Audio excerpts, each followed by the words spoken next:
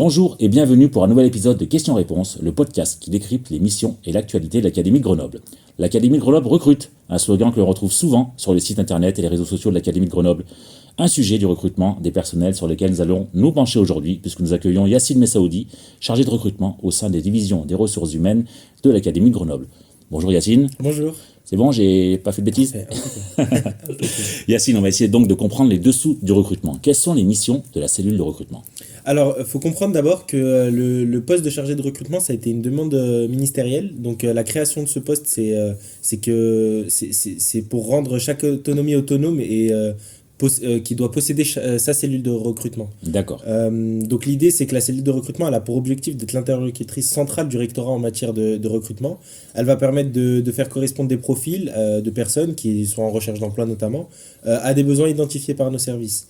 Et notre objectif, c'est de faire correspondre cette offre et cette demande-là, et aussi d'aider les services dans leur recherche constante de recrutement au fil de l'eau, notamment. D'accord. Et en fait, le processus de recrutement, Yacine, comment ça se passe? C'est vous qui identifiez des besoins? On vous soumet des besoins?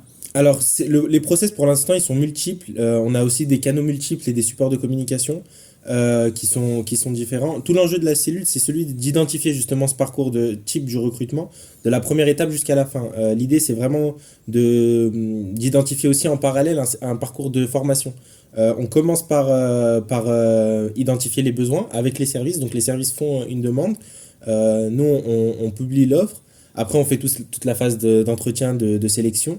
Et ensuite, une fois que le candidat est recruté sur le poste, on ne s'arrête pas là. On continue à faire une formation de nouveaux arrivants et de lui permettre d'être intégré au sein du rectorat ou dans d'autres services en toute sécurité et pour que tout se passe bien pour lui. D'accord, donc vous intégrez de A à Z, voire Z+. C'est ça, exactement. On essaye d'aller au plus loin possible pour faciliter cette période qui... C'est toujours difficile d'intégrer un nouveau service qui est déjà en route et donc justement faciliter cette intégration-là. D'accord, vous accompagnez. On peut dire, Yacine, tu disais nous, donc c'est un travail collectif? En fait, oui, et aussi parce que je me projette, dans le sens, c'est que pour l'instant, je suis le seul chargé de recrutement, mais justement, on est en recherche d'un autre chargé de recrutement, il y en a un autre qui va nous rejoindre en septembre, donc ce pôle recrutement va grossir petit à petit, mais aussi, c'est une bonne question parce qu'il y a ce nous du pôle du recrutement, mais il y a aussi ce nous collectif avec les autres services. Parce qu'on est forcément en lien directement avec des services, que ce soit la division des personnels de l'administration ou bien des personnels enseignants. Donc on est toujours en lien avec eux. D'accord, c'est un espèce de va-et-vient. Exactement. Yacine, à quel poste recrutez-vous le plus? Alors en fait, c'est ça qui est intéressant, c'est qu'on recrute sur différents secteurs. Et l'objectif, c'est de mettre la lumière sur ces emplois-là où parfois on n'imagine pas de l'extérieur que l'éducation nationale recrute sur ces postes-là. Donc évidemment, on recrute des enseignants, ça c'est une évidence, des AESH, donc des accompagnants aux enfants en situation de handicap, des AED, donc ceux qui sont dans des collèges ou des lycées. Et c'est une partie essentielle de nos besoins. Mais aussi, on a une grosse partie qui est en train de se développer. Et justement, c'est l'objet des principales offres qu'on publie à la PEP, à la place de l'emploi public. C'est des chargés de mission, ce sont des cadres, ce sont des adjoints gestionnaires en établissement. Beaucoup d'informaticiens, ça j'insiste dessus parce qu'on on recherche des informaticiens. Des gestionnaires administratifs ou administratives. Et la liste, elle est non exhaustive en fait. Il y a vraiment de tout. Suivant les besoins, vous ouvrez un poste. Tu parlais de la PEP à l'instant. Où sont publiées les annonces principalement? Alors justement, pour le moment, c'est sur la place de l'emploi public, donc c'est plutôt des profils de type catégorie A, donc de cadre. Mais après, je suis en train justement de développer des partenariats avec Pôle emploi ou l'APEC. Donc l'APEC, ça reste aussi cet aspect-là de cadre, mais Pôle emploi, c'est plus axé sur tout type de poste, de catégorie C ou B notamment. On recrute des titulaires et des contractuels, ça faut bien l'avoir en tête. Et on va aussi essayer de développer nos publications sur le site de l'Académie. Pour le moment, on reste sur un certain critère de personnel administratif, mais on va l'élargir. D'accord, donc il y a la PEP, il y a aussi les réseaux de l'Académie, les sites LinkedIn, Twitter, ça aussi, on va faire des publications pour dire qu'on publie justement. Donc, pour informer tout le monde. C'est ça, exactement. D'accord, et les fréquences un peu des publications, il n'y a pas de fréquence, ça dépend? C'est ça, en fait, ça varie des besoins. Ça varie en fonction des besoins, pardon. On est régulièrement en recherche. En fait, chaque service, il y a tellement de services qui sont en demande que chacun a un besoin ponctuel. Mais après, pour vous donner une idée, par exemple, la semaine dernière, j'ai pu publier 5 posts. La semaine prochaine, je sais que je vais en avoir à publier au moins 3 ou 4. Donc pour le moment, c'est pas mal. Et après, on verra en fonction des besoins. C'est toujours ça qui nous drive sur la publication. D'accord, donc l'académie qui est en fait un gros recruteur de... Exactement, c'est une grosse structure, c'est ça qu'il faut avoir en tête. Ouais. Est-ce que vous menez des actions pour inciter les personnels à vous rejoindre dans l'académie? Justement, là, on va développer avec le pôle communication des actions sur les réseaux. Que ce soit des vidéos, des podcasts, etc. pour donner envie aux personnes de rejoindre et surtout connaître l'académie. Parce qu'il y a cet aspect-là qu'on a, c'est que les personnes ne connaissent pas forcément ce qu'on fait. On entend Académie de Grenoble, on entend enseignant, mais on ne sait pas qu'il y a forcément du personnel administratif derrière. Et deuxième action qu'on pourrait mener, on fait des salons notamment. On a fait un salon du recrutement et de l'alternance à Valence.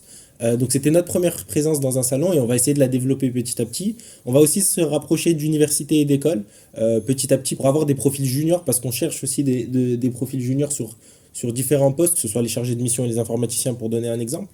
Mais l'idée, c'est que vraiment, on va essayer de développer ces canaux-là pour avoir le plus de retours possible. D'accord, avec des salons, avec notamment des magnifiques stylos siglés Académie Grenoble. Exactement. J'ai vu ça. Et je les offrais justement aux personnes qui venaient. Donc, il y avait des goodies. Ouais, voilà, c'est ça. C'est sympa.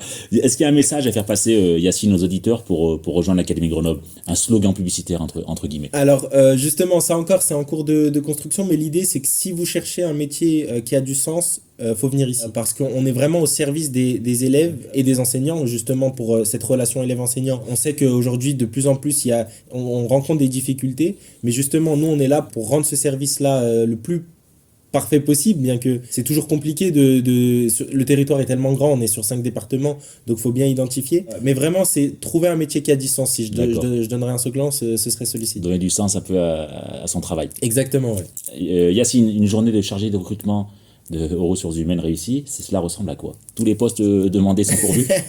Ça, ce serait une journée idéale, effectivement. Mais après, pour donner une idée, moi, c'est tout nouveau que je suis sur ce poste-là. Ça fait un mois à peu près, un peu plus d'un mois. La journée, elle change tous les jours. En fait, il y a toujours de nouvelles choses à faire. Il n'y a pas de routine. Il n'y a pas de routine, ça c'est super intéressant. Et puis on rencontre beaucoup de partenaires, d'acteurs, etc.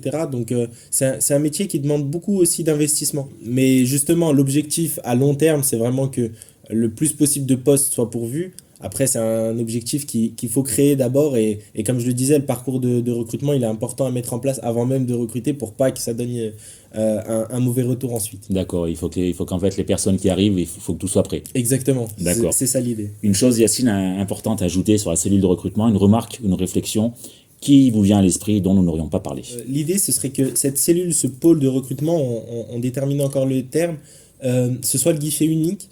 Et donc, en fait, c'est vraiment être au service des divisions et des personnels pour permettre une meilleure action du système éducatif dans l'ensemble sur l'Académie de Grenoble. D'accord, pour être un peu plus performant. Exactement. Alors Yacine, une question un peu plus personnelle avant de conclure. Si vous n'aviez pas été chargé de recrutement au sein de l'Académie de Grenoble, qu'auriez-vous aimé faire dans la vie? Si j'écoute le Yacine de 5-10 ans, il parlait que de foot, donc forcément on serait sur ce secteur-là.